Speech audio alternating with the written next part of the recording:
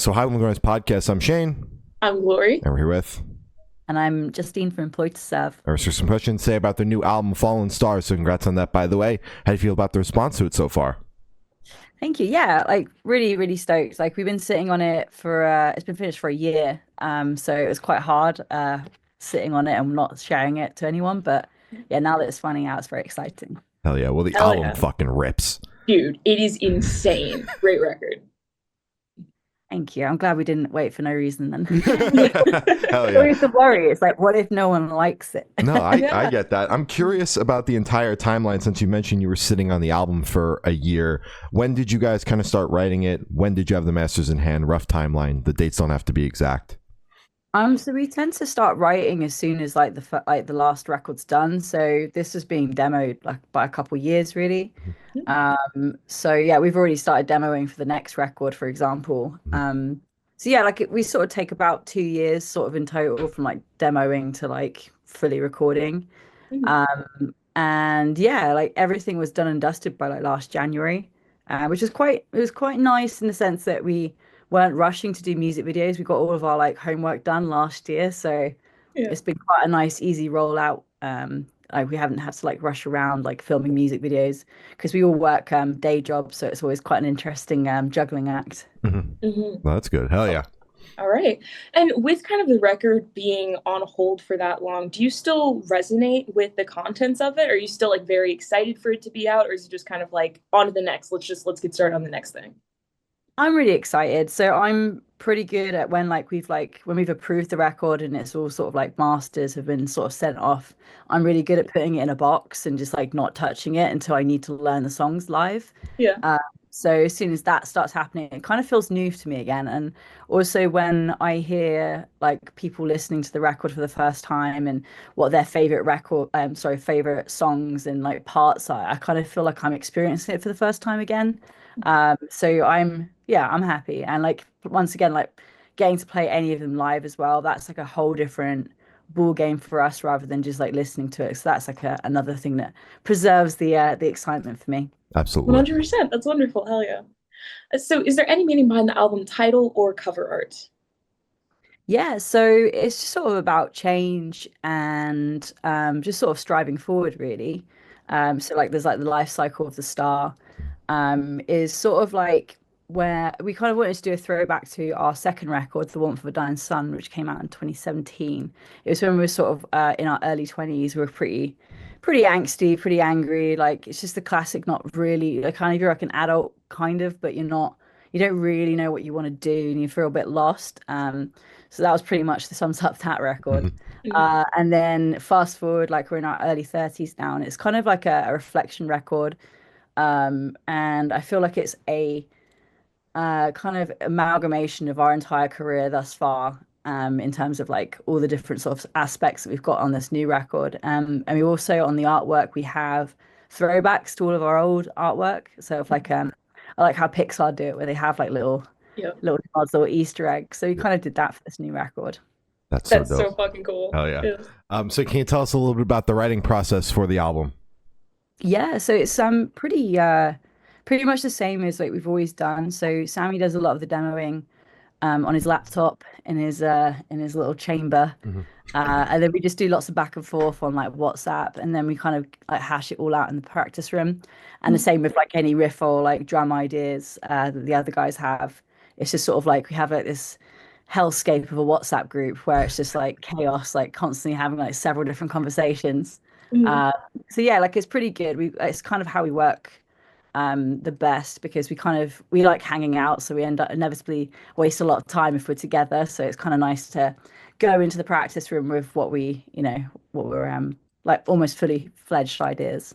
Yeah. Yeah. So you hash it out for the most part over WhatsApp, and then once you're in the room, you guys kind of know that you want to pursue the idea. Yeah, that's it. Like it was even before COVID, we kind of did that because like I sort of mentioned, like because we've got full-time jobs and things like that, it's just so much easier rather than expecting everyone to sacrifice their weekends. Mhm. Mhm. Just sort of like, for sometimes like not very productive practices, it's kind of handy doing it this way. Makes Yeah. sense. Makes sense. All right. And what song off the record took the longest to write, and which one is your personal favorite? I think Last Laugh was kind of the longest to write in the sense that it was the last to get finished because of the sort of singing parts on it. Mhm. I initially sang it and it was high. It was at the very kind of like edge of my register, Yeah. and I felt ridiculous doing it, so I vetoed me doing it. Sammy tried it. That was even funnier. Nice, nice. There's a lot of schoolboy voice breaking going on. Mhm. Um, so yeah, what we did, we sort of like kind of not shelved it, but we kind of put it in the background for a little bit. Because like I sort of reworked it with just shouting vocals, like Sans is singing it. It wasn't hitting as well. And after a little time away from it, we actually had the idea of getting our friend Serena to guest on the track, and she lives in that high register. That is like her through and through. So yeah, it was perfect. Like it was like the ideal answer really. And we'd been friends for like 10 years by this point as well. So it's just nice to have an old friend on the record. Yeah. Hell yeah. Wonderful. Mhm. And your personal Um, favorite? I think probably Familiar Pain. Just because it's got a sort of like the Hunter era Mastodon kind of vibe to it. Mhm. Mhm. And I love that kind of almost sort of rock kind of hook. So yeah, I think that one. I think it's gonna be quite fun to play live. Hell yeah. Mhm. Since we touched on how the one feature came about, I'm curious about the other couple on the record, how those also came about. So when we get guests on our songs, we kind of only do it if it makes sense, like, or if it adds something, like we don't want to do it for the sake of it. So when we wrote those songs, we were like, these guys would be perfect. And Yeah. we were just lucky enough to that they were up for it. It's like rare when you have like sort of a pipe dream and like they kind of come to fruition. So yeah, we're super stoked on it. Hell yeah. Love it. So had the track list for your album come about? Did you guys write the opener be the opener, closer be a closer, shuffle around and see what fits? What was that process like? Oh, we take a while doing it. Like, to be fair, we're pretty like we're always usually on the same page in like song order, but we do agonize over it because we are a sort of traditional metal band in the sense that we like to think of the album as a whole rather than just the singles. And also like the kind of age old, we don't want it to be an A side heavy, like with all the singles on that, on just one side. So yeah, it took a little while, but like the sort of sequencing I feel like works in the sense that I hope people don't get bored halfway through. That's the goal anyway. Yeah. Yeah. Yeah. All right. Hell yeah. And would you be able to tell us where your headspace is at while you're creating the record? Where is my headspace at? It's always quite reflective, I think. I think Mhm. it's always kind of every time we go back into the studio, I realize like another 2 years or 3 years have passed, and that's always kind of a weird feeling. Like when you're in a band or work in the music industry, as I'm sure, like as podcasters, you're constantly looking ahead. So when you actually kind of meet that ahead, and you like kind of get to that date, or like for example, this release date where we set it like last year, it's just kind of insane, and you kind of always think, yeah, you just kind of get quite reflective, I feel, and you just kind of just sort of realize each time as well, like to enjoy things as they go along, Mhm. not to like, yeah, try and rush through things to get to the end result. Because God, time flies. Like the fact that I've been doing this band since I was like 20 is wild. Yeah. I was like a child.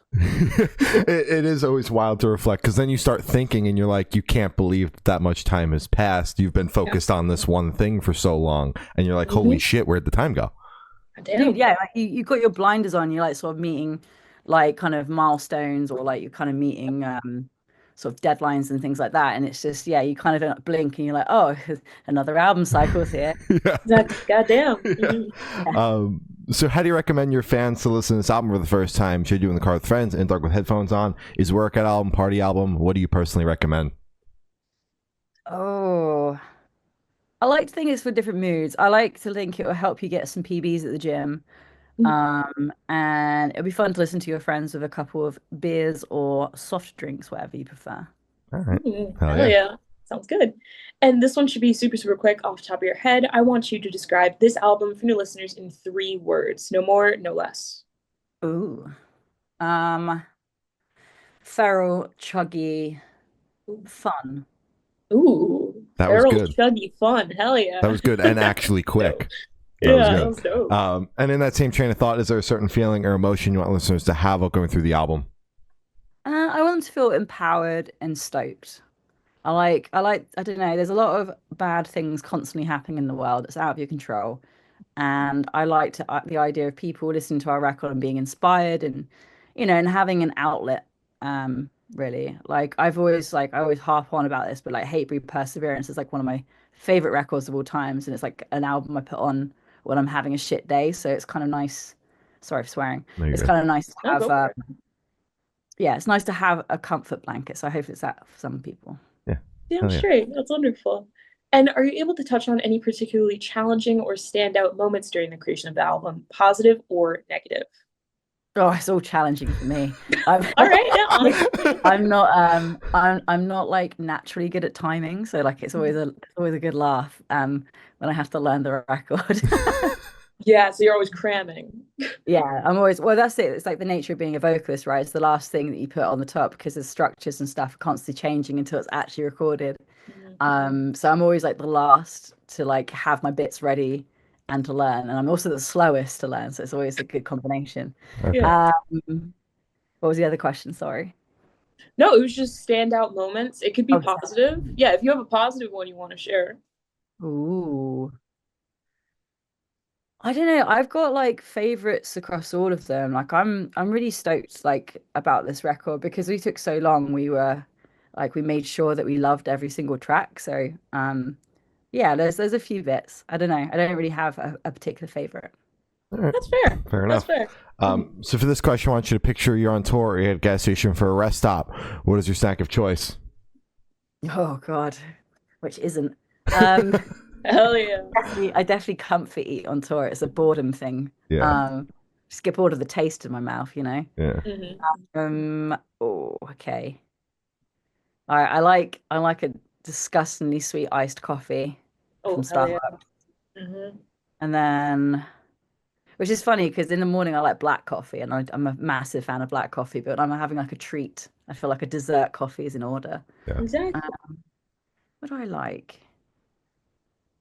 I like Bugles, the crisps. I like, Oh, and you can you can put them on the ends of your fingers and pretend you're a gremlin. exactly. Damn straight. Damn That's the straight. best part about them. Exactly. And on the topic of food, if the band was a dish, what dish would the band be and why? Barbecue, because we're meaty. Is it, do you want to Or expand on that? meaty or vegetarian. Yeah, because I feel like we're quite dense, like in our sound. Yeah. And I can be quite dense when I'm tired as well. So, and hopefully moreish. I don't know. All Okay. right. Oh yeah. Yeah. And for the last couple questions, going to shift completely away from music and go straight to death row. Boom. So if you're on death row, what would your last meal be with a drink? Oh, it's really hard. I have this like internal dialogue with myself. For some reason, I think about this a lot. Not that like Yeah. I'm gonna like be a mass murderer or anything. Um, Mhm. I would go for. I'm quite basic. Pepperoni pizza Oh, Okay. okay. Classic. and a Long Island iced tea because like why not correct? God Nip it damn. No down a sense little in bit. feeling Yeah. it, you know? Yeah. You won't even see Yeah, it I mean coming. it's sunshine in a glass and it's like got every alcohol under the sun in it, you know. Yeah. Yeah. Exactly.